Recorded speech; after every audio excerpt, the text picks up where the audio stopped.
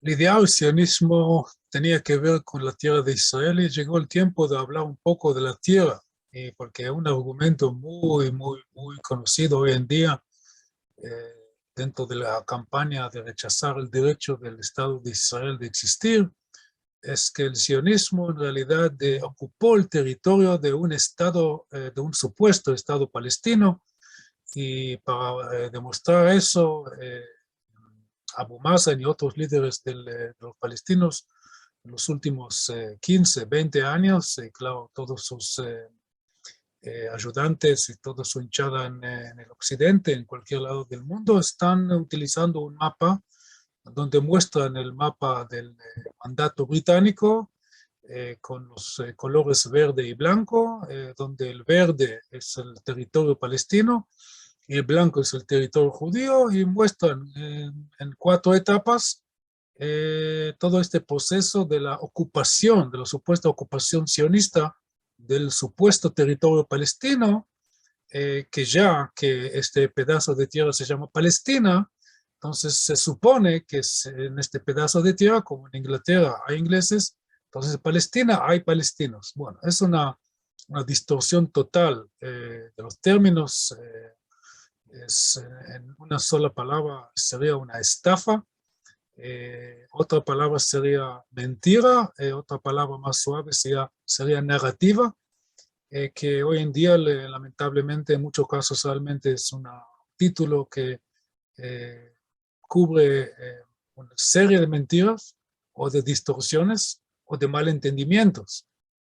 De todas maneras, en esta clase vamos a ilumbrar este tema y mostrar de qué estamos hablando. Vamos a empezar desde el principio. En ningún momento, hasta el mandato británico, no había ningún Estado palestino. ¿Qué había en el territorio? Había un imperio otomano que tenía una superficie de millones de kilómetros cuadrados, que este imperio que llegó a esta región en el siglo XVI y basando en una campaña muy exitosa de un tribu remoto en la Asia llamado el tribu turco, que su líder más exitoso fue Osman, y por ende el imperio otomano, somano es la misma palabra. Entonces, de ahí en adelante, un proceso de conquista, de ocupación. Si alguien quiere hablar de ocupación, igual pasa con el imperio árabe. O sea, el imperio árabe empieza en la península de Arabia, no tiene nada que ver con España.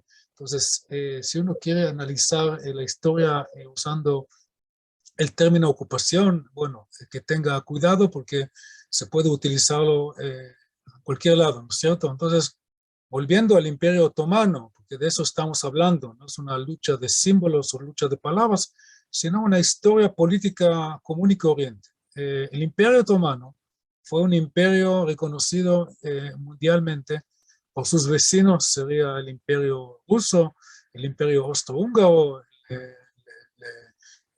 el Imperio Británico, el Estado de Francia, la República de Francia, etcétera. Entonces, en un momento, en 1914, cuando estalla la Primera Guerra Mundial, y en este momento el Imperio Otomano no tiene absolutamente nada que ver, si bien está en buenas conexiones, buenas relaciones con los alemanes, en el liderazgo del Imperio Otomano hay una polémica. Irse a la guerra contra los aliados o no. Y bueno, ganan aquellos que dicen sí, es un buen momento para mejorar nuestra situación porque estamos todo el tiempo con mucha tensión contra los franceses, contra los ingleses. Bueno, no vamos a contar toda la complicada historia del siglo XIX. En fines de 1914, unos meses después que empieza la Primera Guerra Mundial, el Imperio Otomano, o sea, el liderazgo del Imperio Otomano, decide irse a la guerra junto con Alemania y con Austro-Hungaria contra los franceses, los ingleses y los rusos y 20 países más, como Italia, por ejemplo, y muchos más. Y desde 1917 también los americanos, los norteamericanos, Estados Unidos también se une a las fuerzas de la alianza. Y cuando termina la guerra, lo que pasa es que eso es la ley internacional. Cuando se termina la guerra hay que armar una conferencia de paz y decidir qué hacer con los territorios.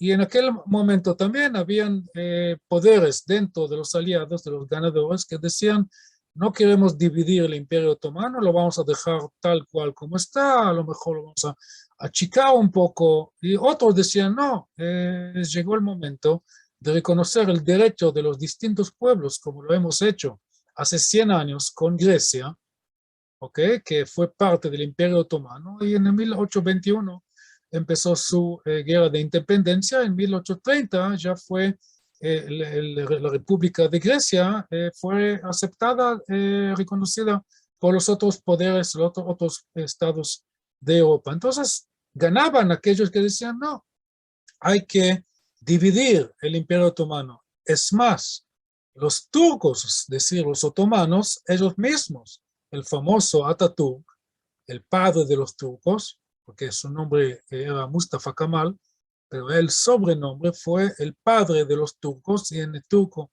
se dice Atatürk. Él también dijo, basta con este imperio que no tiene ningún sentido, nosotros somos turcos, tenemos una identidad nacional, tenemos un territorio, tenemos un idioma, tenemos pasado, tenemos héroes, tenemos nuestros deseos para el futuro, entonces tenemos que formar desde el, no formar, establecer fuera de este imperio que tuvimos en los últimos 500 años, un Estado-nación conocido como Turquía, con constitución, con separación de poderes, con elecciones, con todos los chiches necesarios para armar un Estado. Bueno, fue un poco más complicado, no vamos a entrar a detalles. Tuvo guerra con Grecia, que también quería agrandar su territorio. Al final terminó como lo que nosotros conocemos, Grecia a un lado, Turquía al otro lado. Había un intercambio de millones de personas, de un transfer de millones de griegos de origen turco, es decir, musulmanes, que iban a la Turquía, y turcos de origen griego, es decir, cristianos, que se iban a la Grecia. Y eso fue dentro de un acuerdo internacional, apoyado internacionalmente, y más o menos bien hecho, ¿no? Perfecto, porque no hay forma, no hay perfección en este tipo de proyectos. Pero resumiendo el argumento, volviendo al asunto palestino, en ningún momento había un Estado palestino. Y los palestinos, en aquel entonces, en 1919, ni siquiera se autoconsideraban como palestinos. Ellos eran árabes, que no son turcos, árabes que la mayoría eran musulmanes sunitas, pero muchos de ellos, para no decir la mayoría, o casi todos, se veían a ellos mismos como parte de la gran Siria, geográfica o cultural, geográficamente hablando. Ellos se veían ellos mismos como parte de la gran Siria. ¿Y qué es la gran Siria? Lo que hoy es Siria y Líbano, lo que hoy es Líbano, que fue un estado independiente desde 1943, más o menos, y Jordania, que fue un pedazo separado,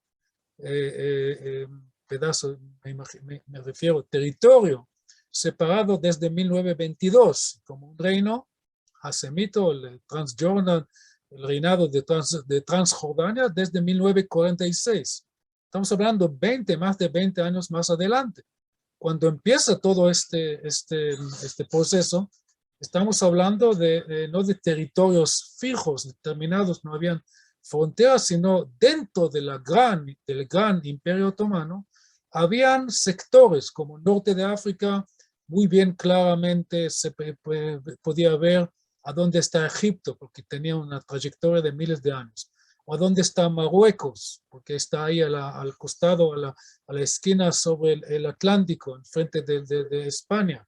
Entonces, bueno, y así, en Libia habían tribus, en Irak habían tribus, habían kurdos, había de todo, habían chiitas. Entonces, el Imperio Otomano, al momento de ser dividido, había muchas opciones de dividirlo.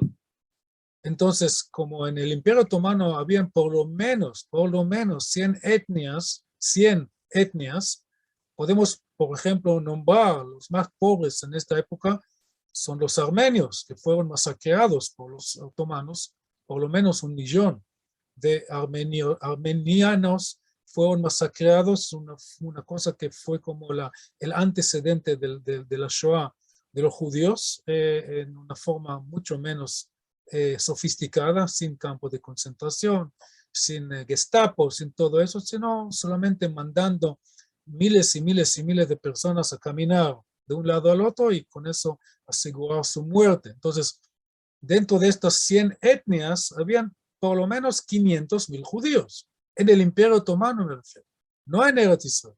En el Eretz Israel en 1914 ya habían más o menos 100,000 judíos, un poco menos, pero para redondear, 90,000 más o menos, nadie sabe exactamente porque muchos no tenían el documento otomano porque no querían meterse con las autoridades de este régimen podrido y corrupto. Entonces, podemos hablar por lo menos de 90,000, pero al lado de estos 90,000 que vivían en Eretz Israel, es decir, en Jerusalén, en Yafo, en Safed, en Gaza también habían judíos, en Nablus, en cualquier lado, Hebrón, habían judíos y claro, las colonias, las nuevas colonias sionistas como Zichron Yaakov, Rishon, etc. Entonces, al lado de estos 90,000, habían más de 400,000 más desparramados en todo el territorio. Entonces, si uno toma el tamaño del territorio otomano y hace un cálculo proporcional, cuántos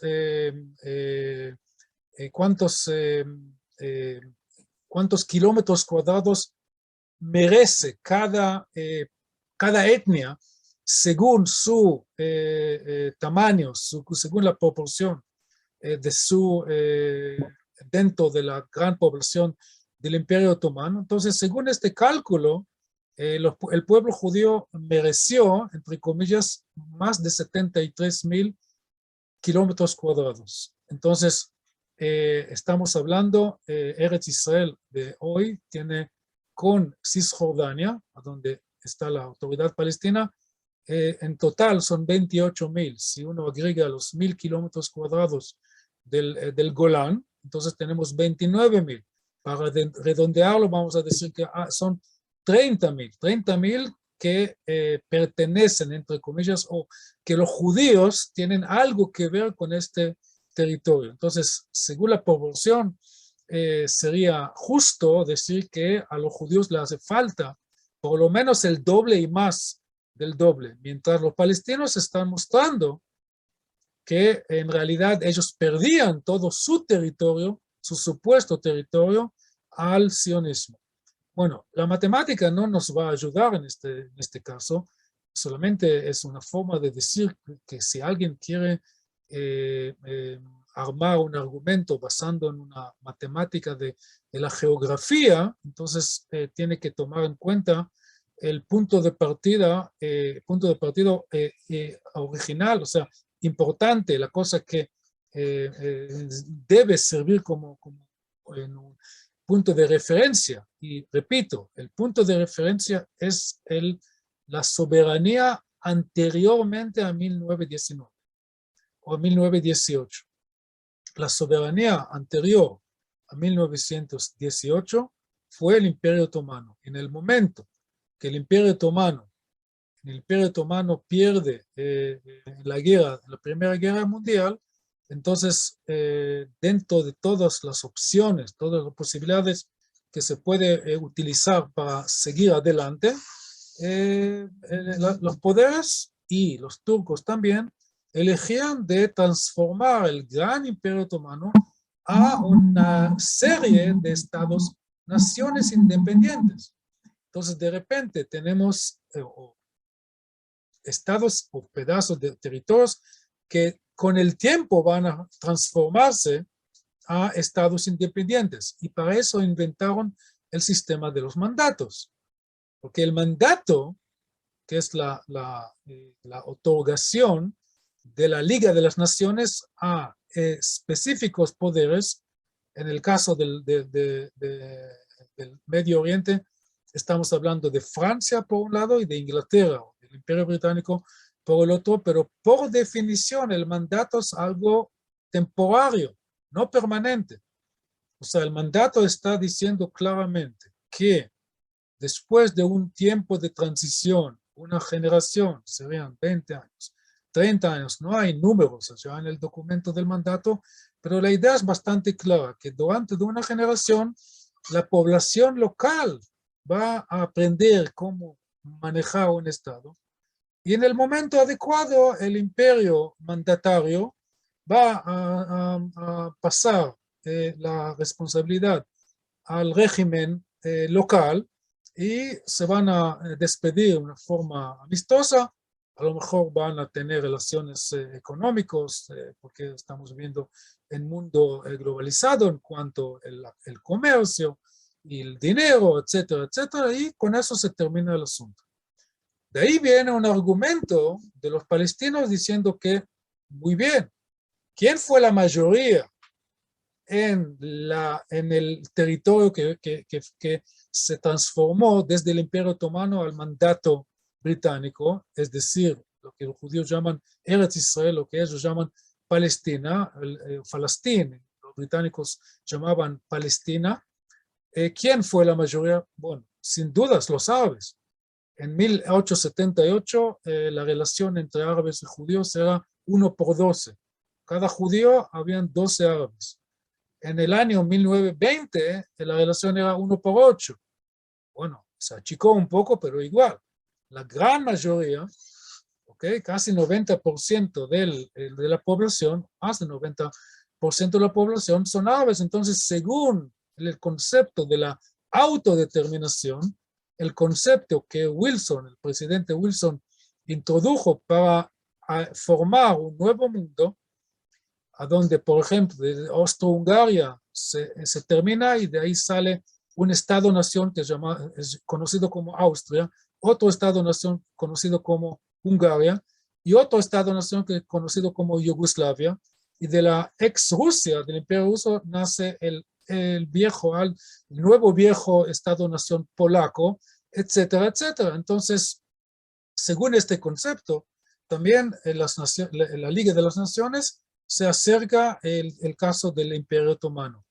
Pero en el caso de los judíos, no hablan de los 90.000 o de los 100.000 judíos que viven en Eretz Israel en el año 1920, sino están hablando en el nombre de los 14 millones de judíos, que por lo menos un tercio de ellos, por lo menos un tercio, estamos hablando de alrededor de 4 o 5 millones de judíos, van a ser los ciudadanos de este futuro territorio. Entonces, la autodeterminación, en este caso, ya que el pueblo judío está desparramado en cualquier lado del mundo y no tiene mayoría en ningún lado, justamente eso es la idea sionista de corregir el Estado judío, de dejar de ser minoría, por lo menos en un lugar en el mundo, y claro que este lugar es el Eretz Israel. La Liga de las Naciones acepta esta idea.